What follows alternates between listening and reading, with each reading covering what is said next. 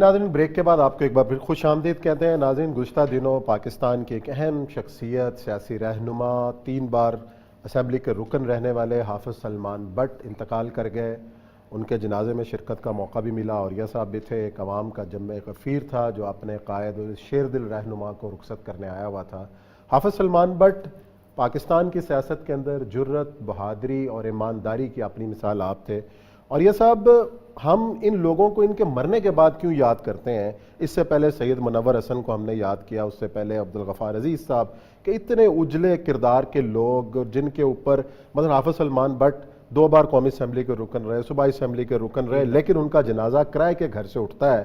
تو یہ پاکستان کی سیاست کے پہلی اندر بات تو یہ ہے کہ لاہور کے عوام نے تو ان کو ہمیشہ سے جسے کہتے ہیں نا کہ نوازا. یہ بات کہ عوام سمجھتے نہیں ہیں کہ کون ایماندار ہے اور کون نہیں ہے. بعد میں ہارے بھی نا، مثلا کلثوم نواز صاحبہ کے مقابلے پہ جو الیکشن ہوا 2013 کے اندر بھی جتنے ووٹ ملے، اس کی وجہ یہ ہے کہ ہمارا معاشرہ دن بدن جسے کہتے ہیں ڈکے کی طرف ہمیشہ، یہ بہت امپورٹنٹ چیز ہے. دیکھیں جس وقت انہوں نے میاں یوسف صلاح الدین کے والد کو ہرایا تھا، اور اس زمانے کے اندر کوئی سوچ نہیں سکتا تھا وال سٹی کے اندر. میں چونکہ وال سٹی کا ڈی جی رہا ہوں، تو یہ جتنی وہاں خواتین، وہ خصوصاً وہ علاقہ جو کہ جس سے یا منڈی کا علاقہ کہا جاتا ہے، بازار حسن جس کو کہا جاتا ہے، اس کے اندر ہم اس فوڈ اسٹریٹ بنا رہے تھے. تو اس وقت ہم گفتگو کی. یوسف صلاح الدین بھی، باقی لوگ بھی یہ کہتے ہیں کہ چوک در چوک وہ کہتی تھی کہ ہم نے پہلی دفعہ کسی شخص کی آنکھوں میں حیا دیکھی ہے اور ہم ایک حیادار کو ووٹ دینے جا رہے ہیں. حالانکہ وہاں تصور ہی نہیں تھا. حیا جس جگہ جا کے حیا ٹوٹ جاتی ہے، وہاں یہ صورتحال پیدا ہو. آپ کیا سوچیں کہ اس شخص کا کردار کیسا، اور وہ اتنا خوبصورت مقرر تھا. اب دیکھیں میں نے اس کو 1971-2 کے جانتا ہوں. اس زمانے میں جب وہ اس کے نواز شریف کا جو کزن وہ مارا گیا تھا گورنمنٹ کالج لاہور میں، اور چونکہ یہ ڈیل ڈور والا بڑا آدمی تھا، چونکہ یہ بہت وہ تھا، تو اس کے بارے میں یہ مشہور کر دیا جاتا تھا کہ یہ شخص یہی بہت بڑا جو ہے ٹیرر ہے سب کچھ. 3 نسلیں ہیں ایمانداری کی اور شرافت کی حافظ سلمان بٹ کی. والد خواجہ طفیل صاحب ایس پی، پوری سول سروس کے اندر، پولیس کی سروس کے اندر آپ اندازہ کریں کہ جس شخص کی ایمانداری پہ لوگ قسم کھایا کرتے تھے، وہ اس شخص نے بھی کوئی زندگی میں کوئی چیز نہیں چھوڑی. اور دوسری بات یہ خود، اور اس کے بعد جو بندہ نسل چھوڑ کے جائے اور وہ اپنی اولاد بھی ایسی ہے کہ جو کہ دین کے اوپر کاربند ہے، کمال کی بات. اور آپ نے کبھی دیکھا نہیں، میں نے سینٹرل ماڈل اسکول میں ان کو فٹ بال کھیلتے ہوئے دیکھا.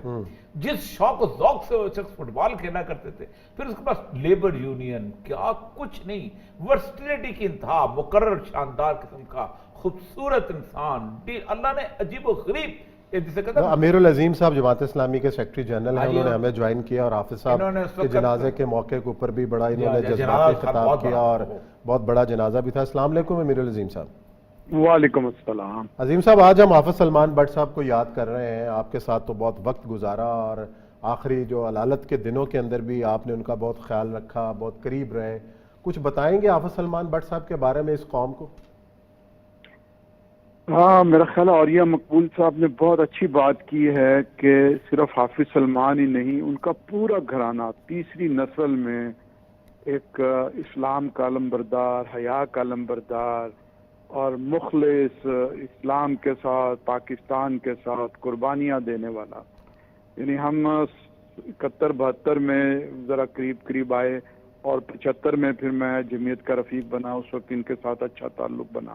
ہم ان کے گھر جاتے تھے، گھر میں حافظ سلمان صاحب ہوں یا نہ ہوں، صرف میں ہی نہیں، پتہ نہیں کہاں سے لوگ آتے تھے. ان کی تواضع ہوتی تھی، کشمیری چائے ہم وہاں بیٹھ کے پیتے تھے. ان کی والدہ، ان کی خالہ، ان کے والد صاحب سے تھوڑا سا ڈرتے تھے کہ یہ پولیس کے اندر ہیں، لیکن انہوں نے بھی ہمیشہ کبھی تم لوگ بار بار کیوں آتے ہو. تو اسی طرح سے وہ خود بھی حافظ سلمان صاحب، لوگ تو اس کے جنازے کے حوالے سے بات کر رہے ہیں کہ کرائے کے گھر سے نکلا. میں اپنی اہلیہ کو کہتا ہوں کہ حافظ صاحب کو تو ہم سلیوٹ کرتے ہیں، ہم تو ان کی بیگم کو اس سے زیادہ سلیوٹ کرتے ہیں. یعنی ویٹیکن روڈ پہ اچھی خاصی جگہ تھی. میں بار بار کہتا رہا کہ حافظ صاحب کڑیاں دیمک زدہ ہو گئی ہیں، کیا کر رہے ہیں آپ، نکلے اس کو ٹھیک کروائیں. اور وہ بس بے پرواہی کے ساتھ، چونکہ مجھے پتا تھا کہ پیسے ویسے اتنے زیادہ نہیں ہیں کہ چھتیں تبدیل کروائیں، کرایہ ورایہ کچھ آ جاتا ہے، بس وہی ان کا بچوں کی تعلیم پہ اور اخراجات میں چل پڑتا ہے. ایک دن ان کا فون آیا کہ عظیم صاحب کھڑیاں جو ہے وہ گر گئی ہیں, چھت گر گئی ہے. میں نے کہا کوئی زخمی تو نہیں ہوا؟ کہنے لگا نہیں, اتفاق ہے کہ اس وقت کمرے میں کوئی نہیں تھا اور بیوی جو ہے وہ برچی خانے کے اندر تھی اور بچے باہر گئے ہوئے تھے اور میں بھی نہیں تھا. تو یعنی یہ لوگوں کو نہیں معلوم کہ ایک بندہ جو جدی پشتی ریٹیگن روڈ کے اندر رہنے والا اور قومی اسمبلی کے اندر 2 دفعہ منتخب صوبائی اسمبلی میں, اور وہ اتنے پیسے بھی نہیں رکھتا تھا کہ اپنی چھتوں کی مرمت جو ہے نا وہ کر سکے, تب انہوں نے وہ گھر چھوڑا اور پھر کرائے کی جگہ پر جو ہے نا وہ پہنچ گئے. مرزا کو یاد ہوگا کہ آپ کے ساتھ انہوں نے الیکشن لڑا تھا, آپ صدر تھے, وہ سیکٹری تھے, اور آپ کو پتا ہے کہ خاص طور پہ پورا محاذ ان کو ہرانے کے لیے لیفٹ کا اکٹھا ہو گیا تو ہار بھی گئے تھے. اور اس کو آپ کو یاد ہوگا پنجاب یونیورسٹی میں آپ کو یاد ہوگا کہ ایک آفر کی گئی تھی ان کو کہ ہم آپ کا رزلٹ بدل دیتے ہیں انتظامیہ کی طرف سے, آپ کو یاد ہوگا, جس پہ آپ سلمان بٹ کھڑے ہو گئے تھے کہ نہیں میں ایسا نہیں. ہاں ظاہر ہے, مطلب یہ کہ اس وقت سارے اکٹھے ہو کے اور پھر ان کے خلاف جو پروپیگنڈا ہوا کہ جناب گنڈے ہیں اور بدماش ہیں اور فلاں ہیں, حقیقت یہ ہے کہ اللہ تعالیٰ نے ان کی شخصیت میں ایک روب ڈالا ہوا تھا اور ایک فرشتوں سے ان کی مدد کی جاتی تھی. یعنی آج تک انہوں نے کسی کو مارا نہیں ہے, ڈرایا ضرور ہوگا, مار انہوں نے کھائی ہے, سول لائن کے اندر کھائی ہے, بعض اور جگہوں پر کھائی ہے, لیکن یہ کہ ان کا ایک روب بن گیا ہوا تھا.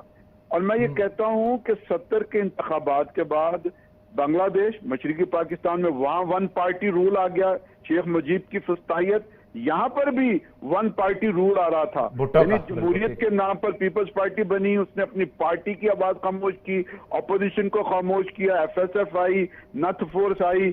اس کے مقابلے میں اگر حافظ سلمان صاحب نے ایک طلبہ برادری کو طاقت اور قوت دی تو وہ روکی گئی ہے اس غنڈہ گردی کو اور اس جی ہمارے سامنے تھے, ہم تو اس زمانے میں جی آپ ساتھ تھے, بالکل تھے. اچھا یہ مجھے میں بتا رہا ہوں کہ کردار کی بات کہ انہوں نے وہ شکست تسلیم کیا, اس کے بعد آپ نے 2 بڑے لوگوں کو, یعنی جس شخص کو جو اپنا تھا ان کا میاں جو تھا, ان کے والد جو آج کا فنانس منسٹر کے والد جو کو ہرایا تھا انہوں نے, وہ تو کچھ سوچ نہیں سکتا تھا اس وقت. جی میاں اظہر کو 2002 کے انتخابات میں شادرہ سے, جی بالکل بالکل بالکل, اور وہ بھی ہرایا بھی اس طرح سے تھا کہ MMA کا جو ایک ہماری پارٹی تھی وہ اتفاق سے اس سیٹ پر اپنا اتھارٹی لیٹر جو ہے نا وہ انہوں نے اڑا لیا.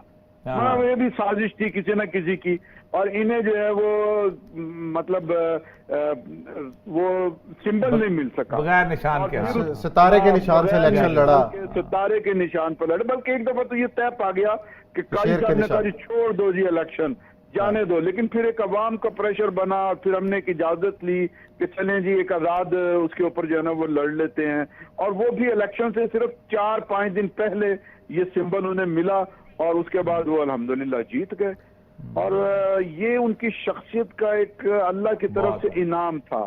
یعنی انہوں نے کبھی اپنے آپ کو نمایاں کرنے کی کوشش نہیں کی, منصب سے بے نیاز رہے, اور اگر جماعت ان کو آگے کر دیتی تھی تو وہ ٹھیک ہے. اچھا آخری چند سال جو انہوں نے گزارے عظیم بھائی, وہ تو شوگر کی وجہ سے بینائی بھی متاثر ہوئی, پھر جو ڈائلیسس پہ چلے گئے, پھر ہارٹ کے مسائل پیدا ہو گئے اسی طریقے سے.